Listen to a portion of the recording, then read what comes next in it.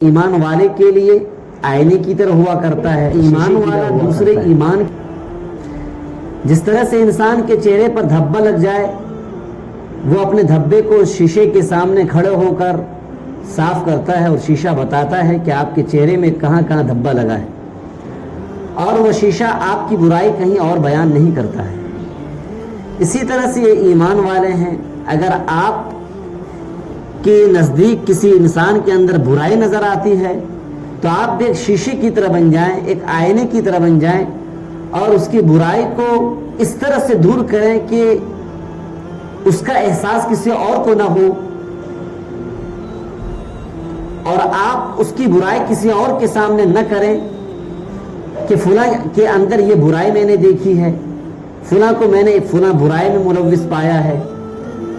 کیونکہ اللہ کے نبی صلی اللہ علیہ وسلم نے آپ کو شیشہ بنایا. اللہ کے نبی صلی اللہ علیہ وسلم نے آپ کے بارے میں فرمایا کہ آپ ایک آئینے کی طرح ہیں. جب یہ چیز اگر انسان کے سمجھ میں آ جائے کہ ہم آئینہ ہیں، اگر ایمان والے یہ بات سمجھ لیں کہ ہم آئینہ ہیں، تو آئینہ جس طرح سے آپ کی برائی کہیں اور بیان نہیں کرتا، اسی طرح سے آپ کسی بھی ایمان والے کی برائی یا کسی بھی انسان کی برائی کسی اور کے سامنے بیان نہیں کریں گے.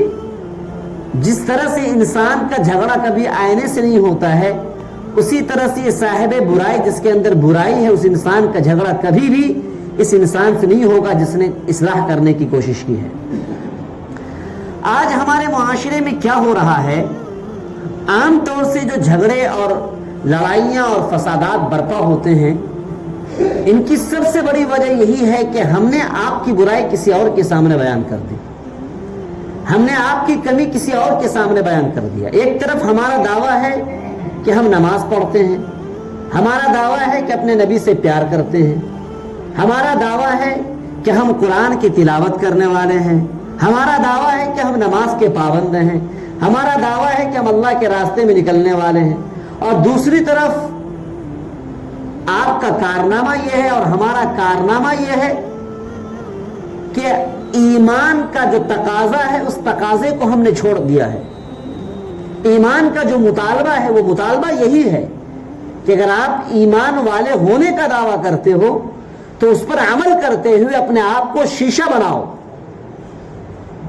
اپنے آپ کو آپ آئینہ بناؤ، اور آپ کے سامنے کسی کی برائی کتنی ہی بڑی برائی نظر آ جاتی ہے، آپ دیکھ رہے ہو کہ ایک انسان ہے برائی میں ملوث ہے، ایک آئینہ بن کر کے اس کی برائی کو آپ دور کرو اس طرح سے کہ اس کا احساس کسی اور کو نہ ہو، اس کی خبر کسی اور کو نہ ہو.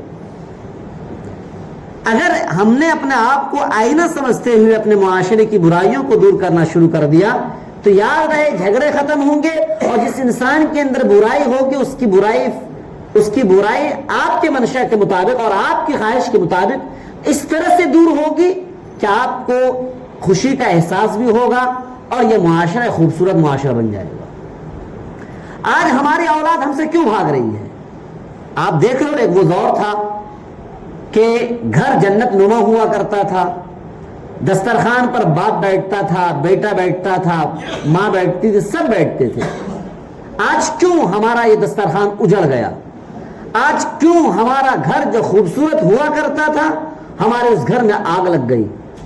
کہیں نہ کہیں یہ غلطی، ہم نے اکثر غلطی اپنے بیٹوں کی نکالنی شروع کری. ہم نے ہمیشہ یہی کہا کہ ہمارا بیٹا گڑبڑ ہے، لیکن اگر ہم نے صحیح معنوں میں ایک انسان ہونے کے ناطے اگر ہم نے اپنے آپ میں جائزہ لیا، یا جتنے باپ بیٹھے ہوئے اگر انہوں نے جائزہ لیا، تو یقیناً سب سے بڑے مجرم ہمارے باپ ہیں. ہم نے یوں سمجھ لیا کہ ہم باپ، ہم سے غلطی نہیں ہو سکتی ہے. یہ آپ نے کیسے سوچ لیا؟ کیا آپ شیطان کے دوست نہیں ہو سکتے ہو؟ آپ نے اپنے آپ کو باپ سمجھ لیا اور باپ کا مطلب یہ سمجھ لیا کہ ہم سے غلطی ہو ہی نہیں سکتی ہے. چنانچہ ہر غلطی ہم نے اپنے بیٹے کی طرف منسوب کر دیا، اور گھر کے باہر جتنے بھی انجان لوگ تھے ان لوگوں کو آپ نے اپنا دوست بنا لیا اور اپنے بیٹوں کو اپنے دشمن بنا لیا. یہاں تک کہ گھریلو معاملات میں آپ نے گھر کے باہر کے لوگوں سے مشورہ کیا، اپنے بیٹوں کو آپ نے محروم کر دیا. نتیجہ یہ ہوا کہ جو بچے آپ کے اپنے بیٹے ہو سکتے تھے وہ آپ سے دور ہو گئے. آپ نے بس یوں سمجھ لیا کہ یہ میرا بیٹا ہے، ان سے میں مشورہ کیوں لوں کیونکہ کما کر نہیں دیتا ہے۔ اس وقت 75% نوجوان ہم سے جڑے ہوئے ہیں، اور ان کا یہ درد میں آپ کے سامنے پیش کر رہا ہوں کہ جب آپ کا گھر ٹوٹ گیا تو آپ کے کیا، آپ کا وہ گھر جس گھر کو خوبصورت بنانے کے لیے آپ نے کتنی قربانیاں پیش کی تھی، کیا اس گھر کو خوبصورت بنانے میں کوئی دوسرا ساتھ دے سکتا ہے؟ جو درد آپ کے بچوں کو ہوگا کیا وہ درد کوئی اور محسوس کر سکتا ہے؟ جب آپ بیمار پڑتے ہو آپ کا بچہ آپ کے لیے بلبلاتا ہے، کیا دوسرے لوگ بلبلاتے ہیں؟ لیکن ہوا کیا ہمارے معاشرے میں؟ ہمارے باپ نے کیا کیا؟ ہمارے باپ نے کیا کیا؟ ہمارے باپ نے اپنے بچوں کو اپنے سے الگ کر دیا۔ آپ غیروں کو دیکھیے، ان کی زبانوں میں ہمیشہ لفظ بیٹا کا استعمال ہوا کرتا ہے۔ اگر اپنے بچوں کو بلاتے ہیں لفظ بیٹا کہہ کے بلاتے ہیں، بیٹا ادھر آ جا، بیٹا تمہارے اندر یہ کمی ہے، بیٹا تم محنت کیوں نہیں کرتے ہو، بیٹا یہ روپے تم نے کہاں خرچ کیا۔ ہر بات میں لفظ بیٹا کا استعمال کیا۔ یہ کن کی بات نہیں کر رہا ہوں، غیر مسلموں کی بات کر رہا ہوں۔ اور ہم نے اپنی زبان کو لفظ بیٹا سے محروم کر دیا۔ تو کیا اگر ہم بیٹا کہہ کے اپنے بچوں کو بلائیں، کتنا بڑا سے بڑا سرکش بیٹا کیوں نہ ہو، کتنا بڑا سے بڑا معنت بیٹا ہو اور فسادی بیٹا کیوں نہ ہو، لیکن جب لفظ بیٹا اگر باپ کی زبان سے نکلتا ہے ان کے دل میں کچوبا لگتا ہے، ان کے دل میں ایک ضرب پڑتی ہے، ان کے دل میں ایک احساس ہوتا ہے، واہ میرے باپ نے آج مجھے بیٹا کہہ کے پکارا ہے تو مجھے بیٹا بن کر کے رہنا ہے۔ لیکن آج ہم نے بھلا دیا لفظ بیٹا بولنا، آج ہم نے بھلا دیا لفظ بیٹی بولنا، آج ہم نے بھلا دیا لفظ بھائی بولنا۔ نتیجہ کیا ہے کہ ہم ایک گھر میں آگ لگ گئی، اور ایسی آگ لگی ہے کہ گھر میں کوئی بھی سکون سے نہیں ہے، کمائی پہلے سے زیادہ ہو رہی ہے، باپ الگ کما رہا ہے، بیٹا الگ کما رہا ہے، سب کے پاس پیسوں کی کمی نہیں، لیکن سکون کی کمی ہے، قرار نہیں رہا ہمارے گھروں میں، سکون نہیں رہا ہمارے گھروں میں۔